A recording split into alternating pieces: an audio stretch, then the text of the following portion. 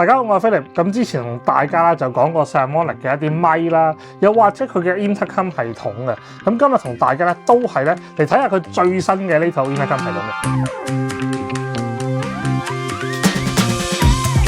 咁開始條影片之前咧，記得 like、share、subscribe 個 channel 啦。有咩意見下面留言俾我嘅。咁對產品啦，或者對我啦，或者對影片啦，任何問題咧都可以下面留言一齊傾下，一齊講下。咁啊戰勝 YouTube 嘅演算法，記得 subscribe 個 channel 啦。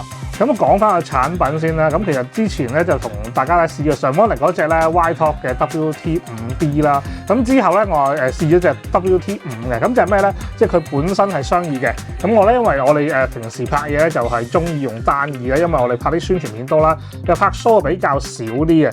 咁都係有，但係又係唔係咁多啦。咁所以咧單耳嚟講咧，因為我哋留翻一隻耳仔聽佢其他外界嘅聲音咧都係需要嘅。咁所以咧我哋後尾就試埋隻咧單耳版。咁後尾有啲意見咧，同翻廠商講啦，希望去改善下啦。咁今年咧就出咗隻9啦。咁我哋今日咧就同大家咧睇下佢都幾多功能更新咗啦。咁同大家 share 下，究竟呢隻 Intercom 咧即係用落去個感覺係點樣嘅？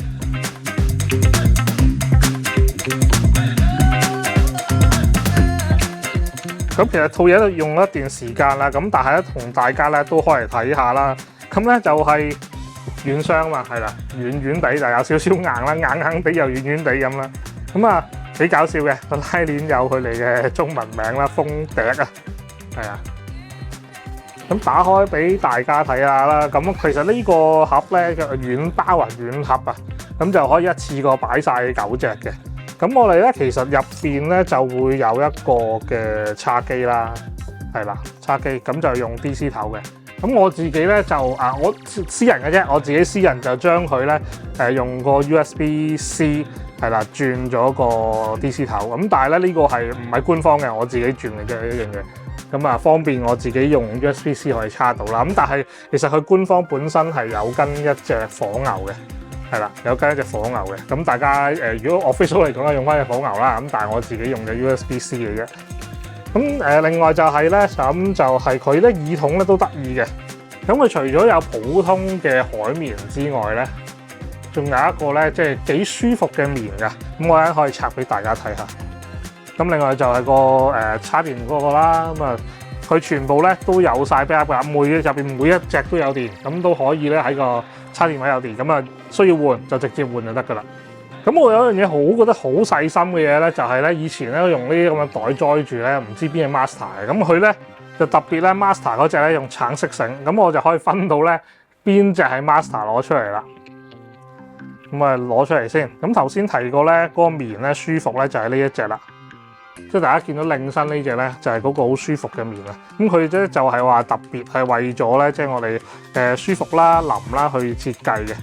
咁呢個係一個我覺得幾好啊！呢個係大家睇下，即係1450 mAh 啦。咁本身即係佢已經每一隻都有跟多粒電嘅話咧，其實就完全唔需要擔心電嘅問題啊。係啊，甚至乎你唔記得叉電咧都可以咧，即係叫做一定有電用。咁本身咧其實佢係冇呢個嘅號碼嘅，咁佢有跟貼紙咧俾大家貼啦。咁我因為貼晒佢已經即係已經用緊啦嗱，俾大家睇下嗰個貼紙先。咁有唔同顏色貼巾俾大家嘅，咁大家咧都係可以咧，即係按住自己需要啦，貼翻個顏色貼紙啦。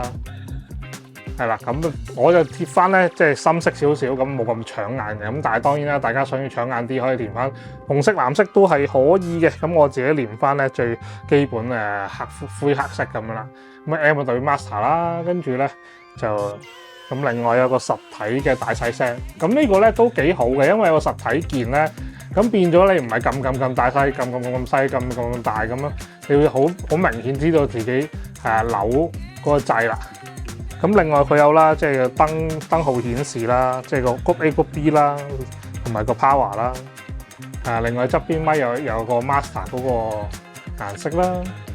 咁另外咧喺呢度都會有一個嘅，咁我開着俾大家睇先。可以其實因為咧側邊會有一個開關。有個 Type C 嘅，咁 Type C 可以咧，即係你直接喺個 Type C 供電都得嘅。咁我哋開咗佢先。咁本身咪前面咧會有一粒燈仔嘅，咁咧燈仔就係話呢個開關咧就係咧一個係弱啦，一個係強啦，綠色就係強嘅 noise cancelling 啦，咁藍色咧就係弱嘅。咁呢度就可以校翻咧，需要翻咧嗰個 noise cancelling 咧強定弱啦。咁頭先講到咧有幾套啦，可以連埋一齊啦。咁變咗咧，其實你可以揾其中一隻你而家用緊嗰套嘅機啦。咁個3.5mm咧就用翻咧即係一條3.5mm嘅線啦。咁啊原廠咧就有得配嘅，咁一條3.5mm嘅 DRS 線啦。咁啊插翻落去個link 嗰個3.5嗰度嘅。咁另一邊咧都係插翻落去個 link 嗰度啦。咁另外呢度咧就係大家會見到咧，原本係藍色或者係嗰個 noise cancelling嘅掣咧，長撳佢3秒，然後咧佢就會變成紫色。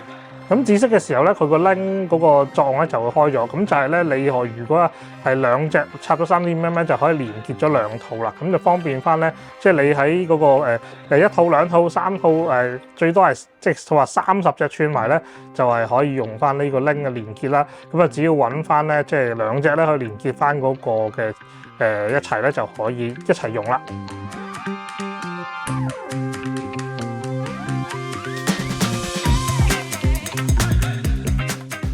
咁當然啦，即係個上網而家都係有個 app 㗎啦。咁呢一套嘅 intercom 咧，當然都可以連翻接個 app 嗰度嘅。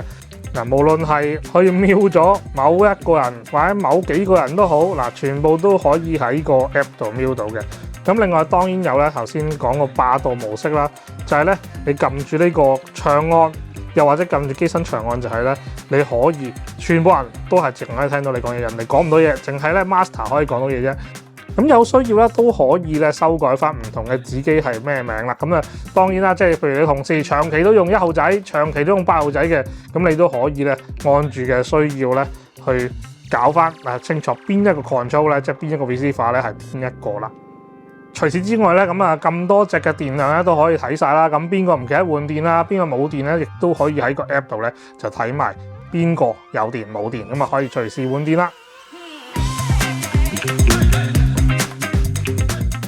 係啦，呢隻咧就係咧之前個盒啦，呢隻咧就係而家新款呢個盒啦，係咪方便好多咧？但無論係個 size 啦，大家個厚度啦，你睇到係輕便好多嘅。咁當然啦，即係如果你話有需要，即係要一個硬箱去保護你啲 intercom 咧，咁其實你當然可以用翻硬箱啦。咁但係我哋通常都係想要輕便啲噶嘛，係咪先？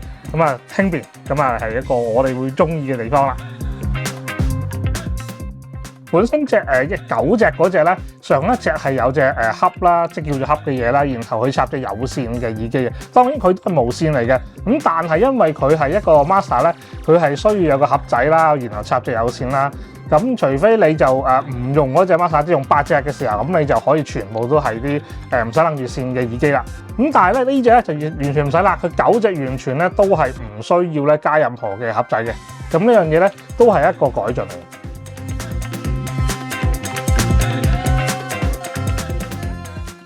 唔知大家有冇睇過人哋 behind the scene 咧拍 MV 咧係會播住歌啦，好大聲咁播住歌，因為要升聲啦。咁所以咧，對於我哋喺個 intercom 度溝通咧，其實都有好大考驗嘅。如果你嗰隻 intercom 咧唔夠聲咧，你俾個喇叭冚咗個聲咧，咁就好麻煩啦。咁所以咧，今代咧佢都係加大咗嗰個聲音啦，咁令到大家咧去更加清晰去聽到講嘢啦。同埋一樣嘢就係咧。我哋都試過㗎，咁咧喺個喇叭隔離播歌啦，又或者你做 show 嘅時候，你喺喇叭附近㗎嘛，好嘈㗎嘛。咁究竟啲音樂會唔會入晒個咪度，然後聽唔到講嘢咧？咁當然啦，即係如果太近太大聲，咁你梗係可能有少少影響㗎啦，因為你個咪始終都係收緊音㗎嘛。咁你要瞄咗咪先得㗎嘛。咁但係如果真係要講嘢，咁得唔得咧？咁喺我哋實戰入邊咧，我哋發覺咧，即係佢係可以咧，做到某個程度咧，都可以溝通到。咁呢樣嘢咧係深刻嘅。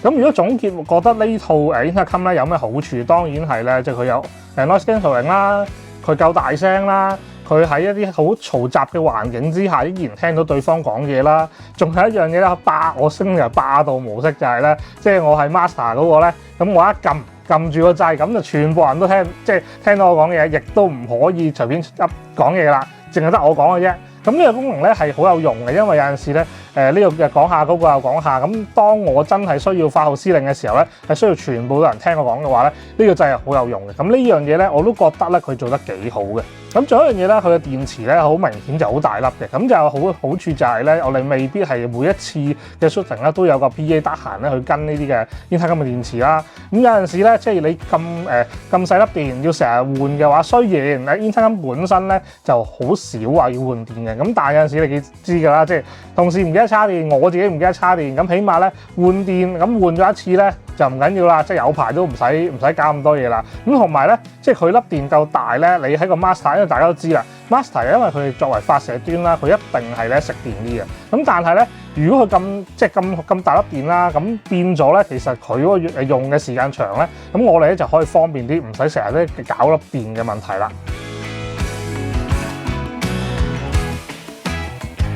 咁啊，另外一樣嘢咧就係咧，即係好處就係佢可以一嚟就9隻機啦。咁啊9隻機，咁當然大家可以按住需要啊，即係可能 full top 用就可以就2隻啊。5隻啊，咁啊少啲咁樣用法啦。咁但係我哋做 production 嘅話咧，其實好多時9隻咧真係一個起步嚟嘅。咁但係當佢做到9隻嘅時候咧，已經可以咧滿足到基本上我哋日常拍攝嘅需要啦。咁另外一樣嘢咧就係咧頭先所講到嘅就係佢可以加多幾套落去啦，最多30隻啦。咁變咗咧喺一啲大型拍攝入邊咧，都係可以咧即係做到啊，唔使即係怕又唔夠機分啊成啊，又要話要加盒啊，又或者係要係咯諸如此類啦。咁其實就係呢個數量夠多，咁呢樣嘢都係一個好處嚟嘅。喺我哋喺即係一啲 office 嘅拍攝啦、室內拍攝咧，其實咧就比我想象中好嘅，因為好多時我哋喺 office 拍攝啦，可能要穿過唔同嘅即係會議室啊。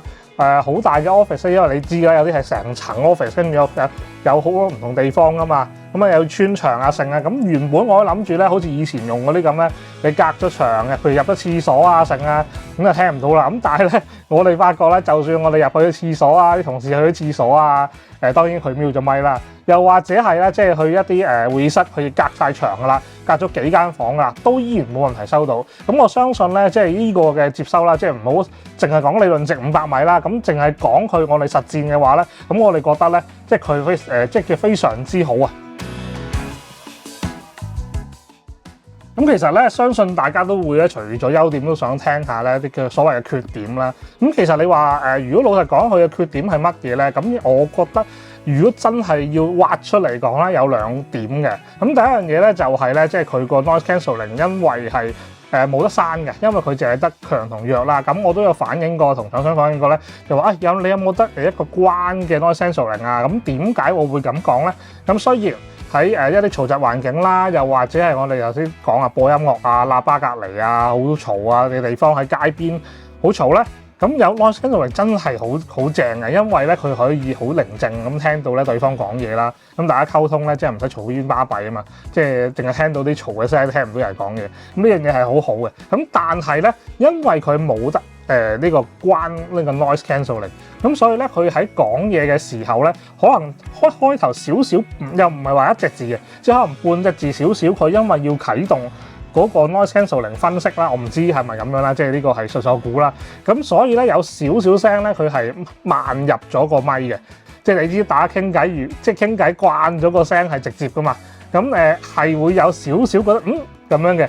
係啊，但係你話係咪問題咧？又唔係問題嘅。咁但係咧，我覺得即係大家都會想聽下啦呢啲真實嘅意見嘅。咁希望咧廠商咧喺嗰個睇下會唔會可以軟件解決得到啦，又或者咧係可以將來咧可以將個 noise cancelling 刪咗佢咧，咁啊可以咧俾大家一個選擇啦。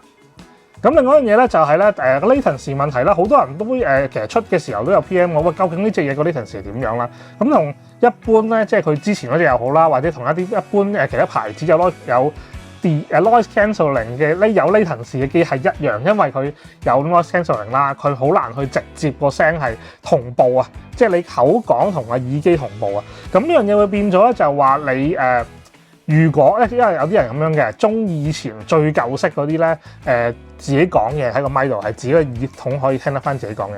咁嗰陣時因為冇 noise cancelling 啊嘛，咁你講嘢咪直接聽翻冇問題，因為直接噶嘛，好短嘅呢陣時噶嘛。咁但係因為大家做喺後期啦，即係而家越嚟越多機係有 noise cancelling嘅時候咧，咁變咗佢會要做一個嘅電子嘅動作，咁所以咧佢嗰個呢陣時會大少少。咁如果呢隻機咧就可以開同閂嘅，即係有其他機係唔得嘅，即係冇就冇，有就有。係啦，咁佢咧就可以咧教翻咧自己講嘢自己聽唔聽到，但係問題就係咁樣啦。你如果你開咗之後，你自己講嘢自己耳筒聽到啦，咁你會聽到少少嗰個 delay 嘅感覺。咁其實有啲人唔中意嘅，咁我自己都平時都會刪咗佢，即係冇乜需要。其實我覺得刪咗佢 OK 啦，因為其實都係講俾人哋聽啫，你自己唔使聽翻自己把聲噶嘛。咁呢個就純粹一個少少嘅嘢咧，咁大家可以注意下，因為我知道係有啲用緊 Intercom 嘅人好注意、好介意呢樣嘢嘅，咁都應該咧同大家要講翻呢樣嘢。咁所以咧，大家可以因應自己嘅需要啦，咁啊去決定啦。咁但係如果對於我日常嚟講咧，問題不大嘅，因為其實都係我要傳達我嘅信息啦，就未必需要真係要聽翻自己啦。純粹就係話可能如果你問我一個可能性嘅啫，就係話可能我講嘢唔係聽到自己嘅時候，有陣時會唔會講唔講到出去啊？冇電啊？唔知。咁好彩就係咧，本身部機咧就好難冇電嘅。係啦，因為粒電夠大啊嘛，個時間長啊嘛，咁就比較少呢個情況啦。咁但係你話有冇其他好大問題？咁我又覺得 OK 啦，係啦。咁但係咧，我覺得相信呢個問題講出嚟之後咧，咁大家可以判斷下究竟自己嘅需要啦。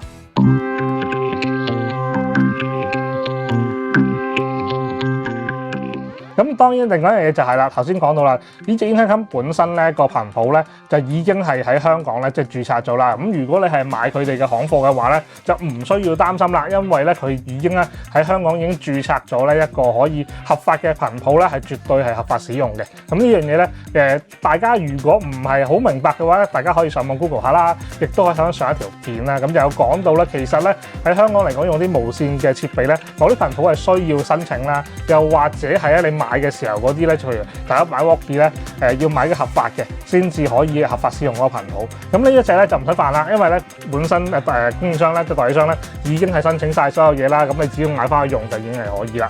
咁希望今日條片咧幫到大家都了解更加多新嘅產品啦，了解到呢隻 Intercom 係點樣啦。咁記得啦，就係啦，如果你有興趣咧去上 Symantec 嘅 event 分享會咧，就記得下面咧要入去登記咧，係一齊去呢個 event 啦。咁今日就講住咁多先，我哋下次咧再同大家分享更加多新嘅嘢啦。我哋下次再見，拜拜。